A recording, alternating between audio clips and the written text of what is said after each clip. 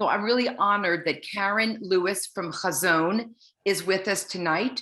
And so are three people from the Bayit, the Hebrew Institute of Riverdale's Green Team. And Rauch, who's also a member of the Bronx Jews for Climate Action. Wendy Levinson, born into a family of recyclers and conservers. And the Rabbi of the Hebrew Institute, Rabbi Stephen Exler. So please take it away, perhaps in the order that I introduced you. I'm going to put your impressive bios in the chat, and let's use the time. Thank you. Great. Anyone need to say anything else before I start? Go ahead, Karen.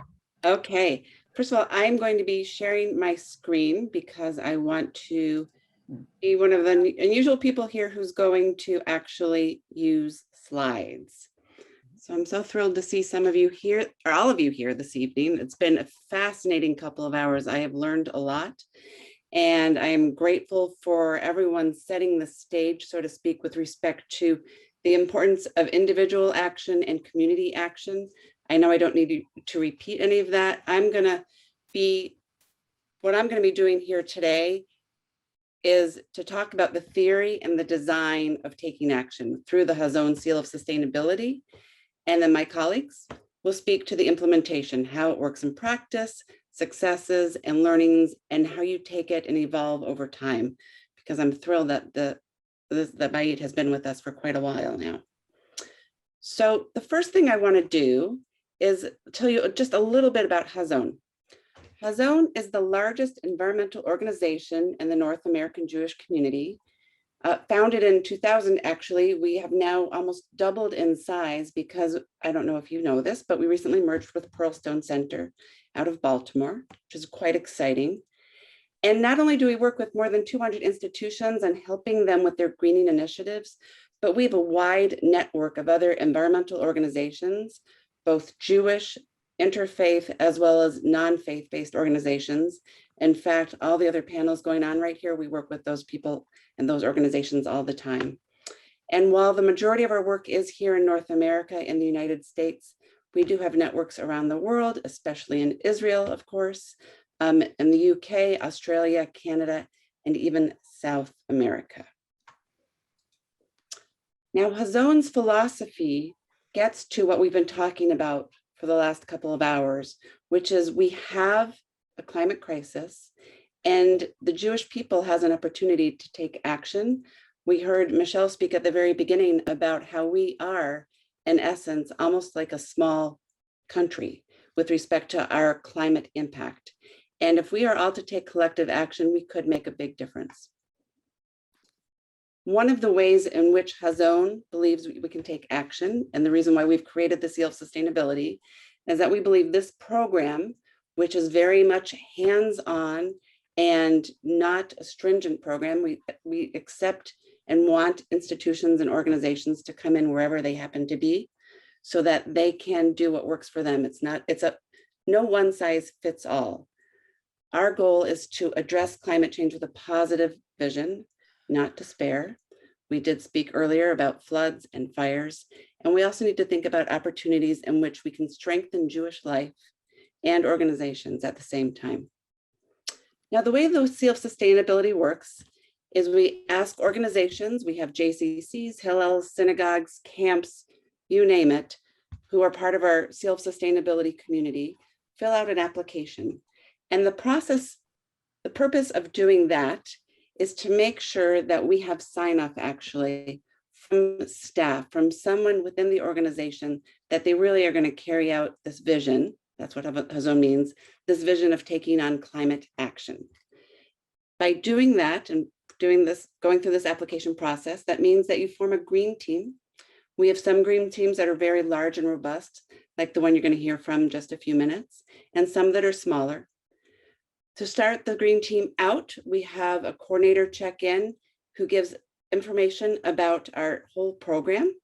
And we suggest that you take one to four of our comprehensive audits, because those are really wonderful ways in which you can see where there are opportunities to make change, to make incremental change.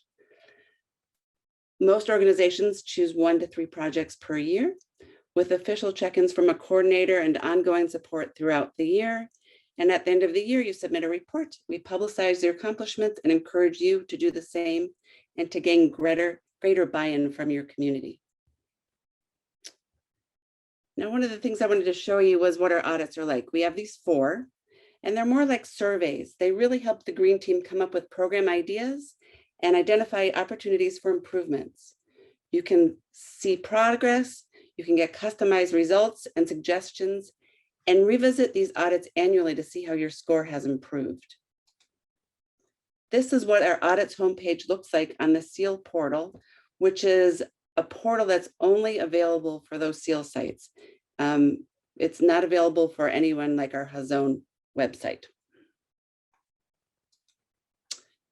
Project examples that might come out of some of these audits include Brit Hazon Community Group. We spoke earlier about the importance of not only community action, but also individual action and what that means. And that's what our Brit Hazon is all about. We have garden projects, vegan Shabbats. You'll see the whole list here. But as you can see, the notion is that we want people, we want organizations to come in with where they're at. Some are just trying to get rid of styrofoam. Others are thinking about solar panels. We welcome everyone because we know it takes ongoing learning and growing to really figure out ways in which you can make incremental change. Now, I mentioned the SEAL portal earlier, and I showed you what that page looks like for the audits. This is just to show you all of the entryway, so to speak, to our SEAL portal, which is again just for our SEAL sites, in which there's a whole host of opportunities for you to learn more. And engage. Karen, sorry to interrupt. Can you just, I'm not sure if you're sharing your screen right now. Is it possible just to double check, just in case we're missing it? Oh, I am so sorry. Okay, maybe we can get a recording to send afterwards or a PDF. What are you seeing? You're not seeing. Right now we see you, which is great. But we love to see your screen too. Oh, there we go. Perfect. Okay. Okay. Well, we are just going to go right from where we are, and I am so glad you interrupted. How's that? Do you see it now? Perfect. Yep, it's perfect. I'm so sorry. I unplugged something earlier and that did the thing. I'm going to go back to this page. You don't need to see that. I'll just talk to it. How about that? So this is the SEAL portal, which I was speaking about earlier. This is how everyone gets in. And once you are in, you can see this audit's own homepage, which I spoke about earlier. So you'll see the different types of audits that we have there.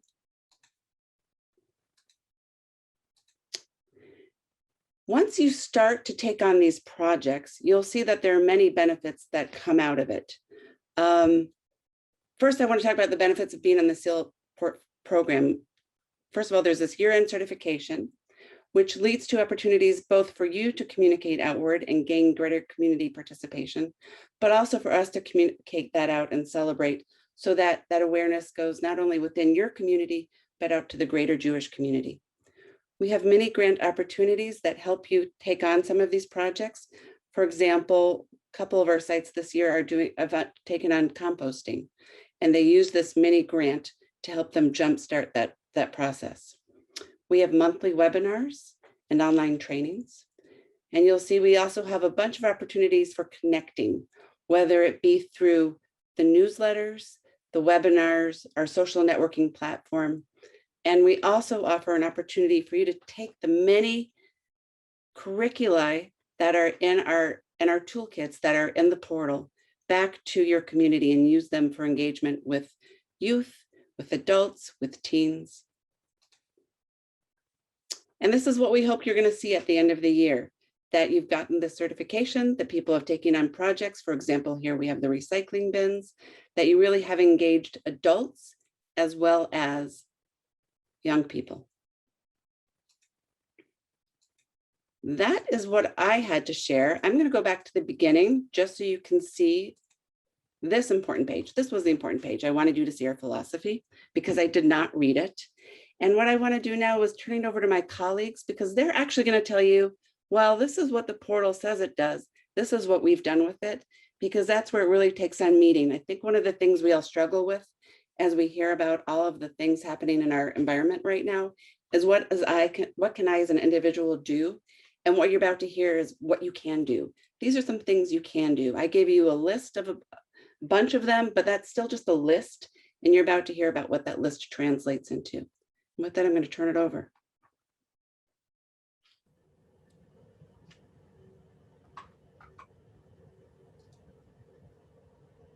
Okay, so we're going to unshare the screen, and I want to invite the Bayit Green team to perhaps go in order, or if you want to come on together, and we're a small group, I think that would be terrific. I'm trying to unshare it. Sorry. So I can start. This is Ann Rauch. I wanted to just, for a little context, we actually, our green team predated the Hazon Seal program. And so for many years, we were already working on making a number of changes at the Bayit to make it greener. Things like transitioning from conventional chemical cleaning to non-toxic, environmentally friendly cleaning, switching to no VOC paints to reduce off-gassing, recommending safe building materials when there was a renovation underway, and doing recycling in a way that was more hopefully consistent throughout the institution, and providing some additional materials and education around recycling. So there are a number of things that this sort of small core group of people had focused on before the Green Seal came to be. And once that happened, and we were lucky to have Jessica Haller, who was on the board of Hazon, and introduced us to the Green Seal, that allowed us to really refocus in a sense and prioritize what it was that we wanted to do, and set ourselves some goals, and be, perhaps a little more organized. It's sort of a group of people who are multitasking in their lives with often full-time jobs, and this is our passion, and often many of us were doing other things in addition to our environmental work outside of our regular employment. So we didn't have a lot of time, and we had our limited energies, but things wax and wane over time, and it's been a long time that we've been together as a group. So I think that it's important, sort of, as people are thinking about undertaking something like this in any institution, to think about how you retain people, how do you attract other people, how can you keep the energy level going, and how do you focus, and how do you prioritize, how do you focus? And that was some of the things that that we really looked at as a team. And in all honesty, there were times when we were gung-ho and really focused, and got tremendous things accomplished, including our organics collection, which was huge, and we worked with the lay leadership, with the clergy, with most importantly, and this is something that I would emphasize over and over, our invaluable maintenance team, because really nothing can happen in terms of making internal changes in an institution when it comes to environmental things if you don't have your maintenance staff on board. And they were wonderful. And one of the maintenance managers actually went to a green team training, or a green training, for staff of doing maintenance. And so he was really on board in a way that was tremendous. And of course, Rob Stephen was a big supporter and cheerleader. So that helped a great deal. And getting buy-in is huge, because it's really hard to make change without buy-in from the right people in your organization, and that goes with the synagogue as well. I think the other thing that we really found important is that you want to spread the word, right? We use the internal newsletters and bulletins and email system to sort of let people know what we were doing, and about the Hazon Seal, and really emphasize its importance and why is it important. Rod Stevens spoke to it. We had other people who also highlighted the importance. And we also made we used opportunities to sort of showcase what the differences in the impact we were having. So for example, we organized a green kiddush where everything, it was like a zero waste event where we served as much as we could, organic, locally sourced food. We had compostable plates and everything essentially. We had organics collection, so all our food waste was being composted.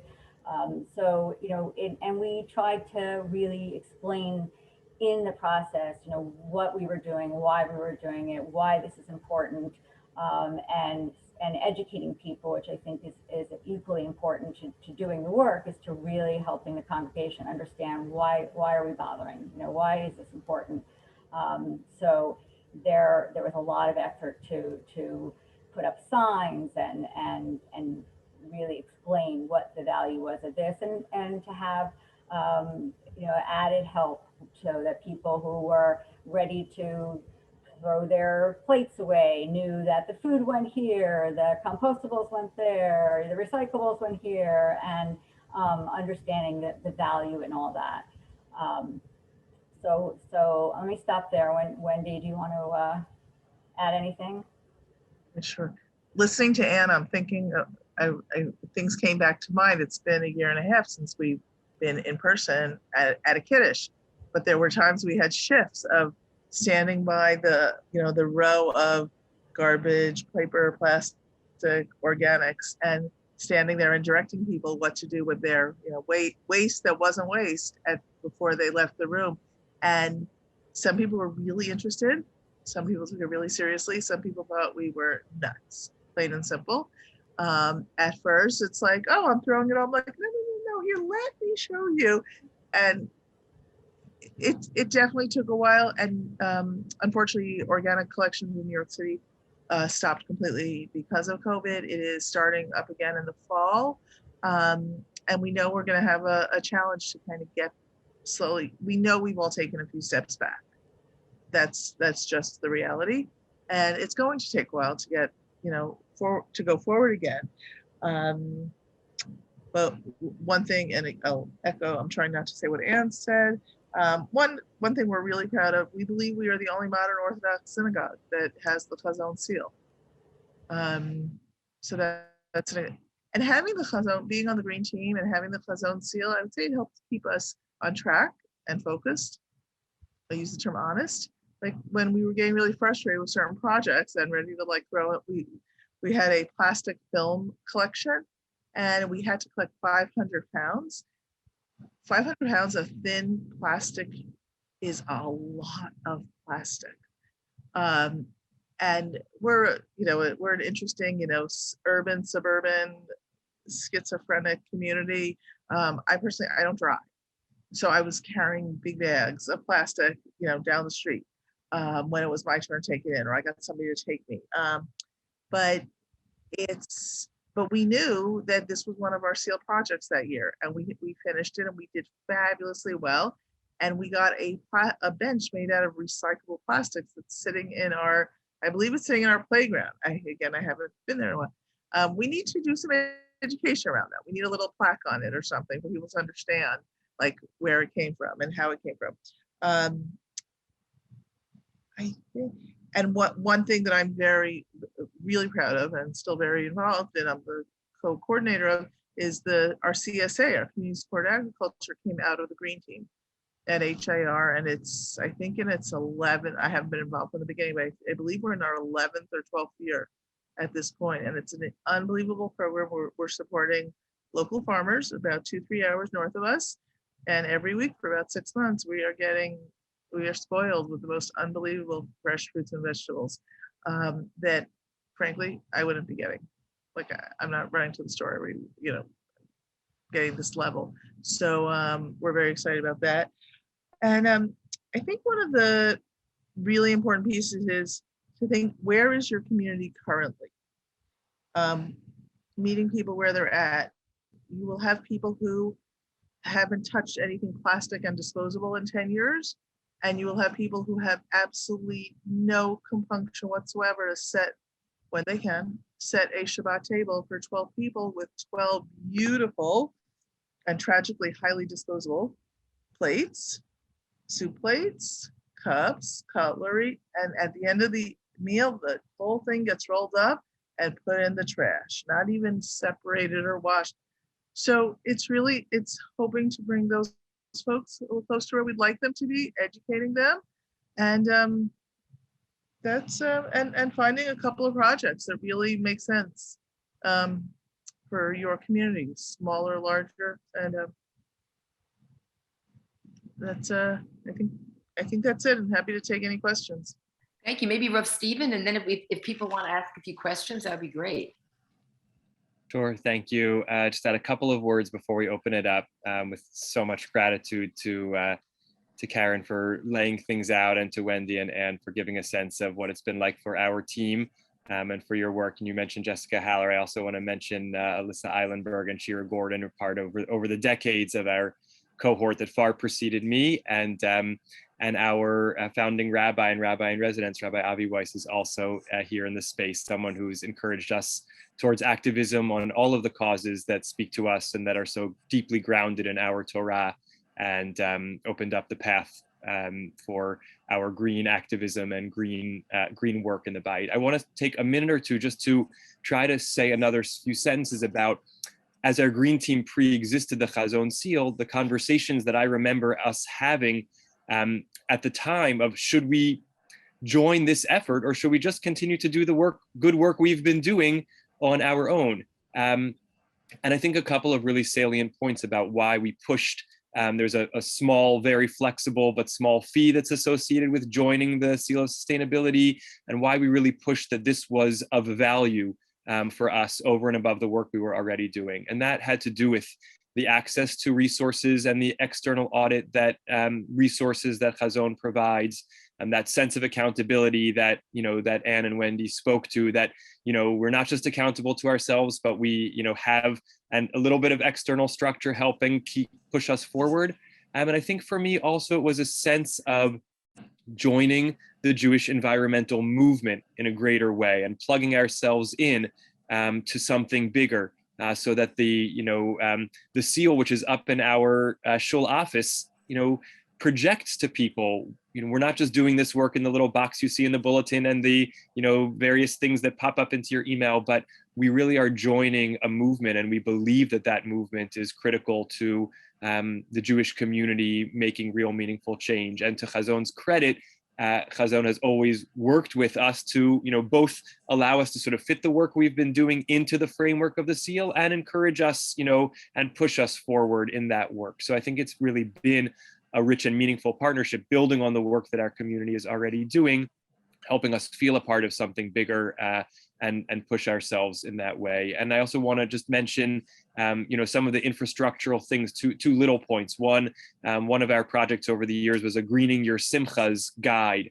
That's been something really powerful and beautiful that we, introduce to people, that brings consciousness of environmental concerns to the meaningful Jewish moments in their lives that intersect with the synagogue. They're going to rent the space or use the space for their life cycle events. How are they thinking about adding that green consciousness to those moments? And I remember in the pandemic, we were putting out so much literature, the first year in 2020, how to manage Passover, in the pandemic, and leniencies, flexibilities around, products for Passover and all these things. And the green team helped us put together a little piece that talked about, we want to make this easy, but how can we try to minimize our disposables this Passover? Because I think we so much had a sense, as Wendy spoke about, that, environmental concerns were often something that fell by the wayside a little bit during the pandemic. And we really pushed hard to try to keep that consciousness present as we were going forward. So these are a few of the pieces that I wanted to add to the conversation. Well, I can't say that these 3 hours flew by, because it was really a lot of thinking and a lot of learning and a lot of deep issues. But you know what? I started off with a picnic and we ended with Pesach and disposables. So I guess we've come full circle. Any people, and we were a very small group. So if anybody has a question or a comment, I really invite us in these last moments to just share with the group anything that you experienced that helped you in greening your community, or that you found particularly sticky. And I certainly turned to this team of experts who lived through it and, rallied a community to do that. In the empty space, what people are thinking, I just first want to note that I did not pay these people to say all the lovely things they said about the benefits that come from being part of a program rather than trying to do it on your own. If I could speak from personal experience, not only do I wear this hat as a Hazon staff person, but I started a green team at my synagogue, which is a reform.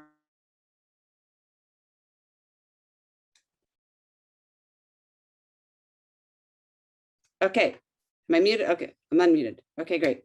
And when we were doing this program 8-10 years ago, it was before Hazon had the seal of sustainability. So it was an interfaith group. And we were gung-ho. And then, as Anne said, people get tired. And people got tired. And I didn't have a resource to turn to.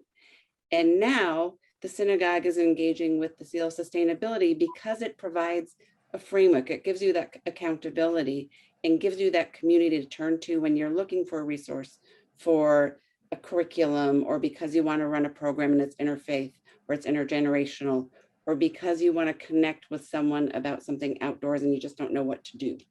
And that's what we hope and think this program does. Paul, you're welcome to unmute Yeah, yourself. thank you. Karen, a quick question. Does Hazon have a list of recyclable items other than the obvious, which are things like plastic bottles, paper goods? Yeah. Michelle and I, our families live in a community during the summer, and we just don't do a great job. I don't think we're paying attention to this. And it is so incredibly challenging. And actually, the answer is no. And I'll tell you, we have these toolkits that I talked about earlier, and we have a summer intern who is totally awesome. And she just put together a recycling toolkit that speaks about some of the challenges that come with recycling. And very briefly, the biggest one is that it depends on where you live and who your recycling source is as to what they do and can recycle. So I can't give you a list because it's very specific to where you are. And it's even specific to if you're in a house versus a condominium versus a large apartment building. we're just really talking here about Kiddush. Yeah. In cleaning up after Kiddush, and the idea of standing guard at the garbage cans is a great one. Right. And maybe that's what we'll have to do, is develop a Shmirah system. Anyway, that's for further conversation. The bigger picture, Paul, is that recycling is last. First, you want to reduce, and then you want to reuse. So you really want to start with reusable Kiddush plates and cups. That's where you start. Recycling is last in those three. So actually, okay.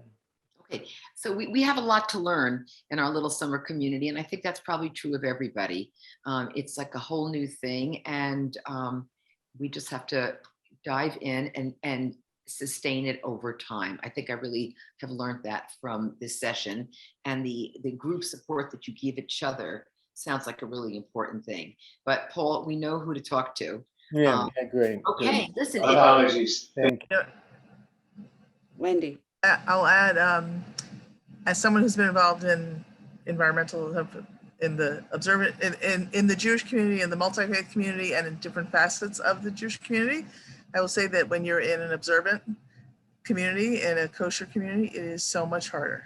Yes. There are so many extra challenges because you can't just walk in and reuse what's there, what it is.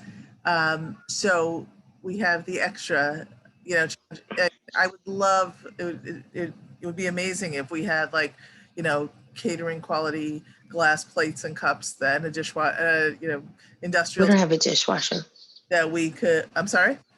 I mean, there are schools that have dishwashers and have, heavy duty, like diner style, catering style plates, simple glass plates and mugs and cups. And there is zero waste, not composted. It is zero waste. I mean, yeah, that's what we did. The recycling point, in addition to resources that Hazon provides, we partnered with our own sanitation department, New York City Sanitation Department, and Grow NYC, and other organizations that are funded by the city. And they actually came on site twice. We had a wonderful guy who did a recycling demonstration, and the kids got involved and they pulled the parents over, and he was doing, okay, this goes where? And he would hold up an item and say, where should we put this? And you know, people really got engaged in that. And then they did another event where they came on site and they talked about organics collection, and you know, they had various brochures and information, and they were answering questions, and they were very willing to work with us and engage the congregants in a discussion and why this is important, and what's required and not required. And they could answer all those questions about what do we do with this and what do we do with that. So, you know, that's another thought. Thank you. Thank you. I was going to say, Michelle, that Paul and I belong to two shuls that have basically no administrative capacity at all. So it makes it hard to do anything. But I think we have to engage the young people because they are much more attuned to this than the older members of our community. In Stanton Street, we'd started using reusable silverware, for instance. And, you know, I think I'm mindful of the Right. time, and it's after 10. I think what I want to say is that while greening your kiddush or your synagogue we have 10 more minutes, isn't going to change the carbon. It builds a consciousness. I mean, I think everything does matter. And it's also apropos of what you just said, Phyllis, it is a multi-generational possibility. And I think it engages people in a daily thing like, okay, how often do most people take planes? Although we should consider it, but we eat all the time. And we certainly have kiddush at shul at least once a week. So I think it really is a powerful opportunity, you know, for us to get involved with. You know, I appreciate that the Orthodox lifestyle does have more dishes, but I also think it's a little more reluctant, sorry, to take this on. But I hope that this conference has done something to push the needle a little bit in the proactive direction. Amen. I would say, you know, one thing to consider is if compostable products is an opportunity. Say it again. Compostable products. Yes. Yes. And what we found at our synagogue is we got a mini grant. And when that money ran out to support not only having the compostable products, but actually having a service come in to take the compost bin away, the synagogue saw the value of it and our members saw the value of it. And then they started fundraising and having money for it. So it ended up working out. Yeah. Yeah. Okay. I think it also helps to target, you know, particular groups of people within your organization, right? Like there were, at one point we invited an environmental health pediatrician to come and speak because we knew lots of families with kids and that might be appealing. And she really spoke to why environmental exposures become so important in the health of your child and your family. And in addressing those, you were actually doing things that were better for the environment, like getting rid of your, you know, chemical cleaners and replacing them with environmentally friendly products, and what that meant for the health of your family. So, you know, there are a lot of things they could speak to in terms of, you know, why do people need to buy food that isn't grown with lots of pesticides, right? Well, you know, this is the impact it can have on developing fetus, on a child, on et cetera. And so really speaking to that, so it's a way to engage a certain population and get them interested maybe through a health perspective in the environment. I also think that when you start using environmentally friendly products, you help create a market. Yeah. And that's something, even though it seems like a small thing, the more people that do this, the more you know, such products will be produced. So it will have an impact, I think. Yeah. Well, I think that the other thing that was really helpful is people get overwhelmed, right? You know, it's like, oh, where do I even begin? Like, do you want me to do this? Do you want me to do that? And so if you break things down in a sense to what are simple steps that everyone can do or that you can do out of this list of, say, maybe 10 things, what are a couple of things that you can embrace and do in your own home or in your own community. And I think that's really helpful. And we put out some different materials where we gave people different ideas and we gave them information and different ways to get involved or different steps they could take. And so I think that also can help to engage people and get them to start thinking about things that they can do to change.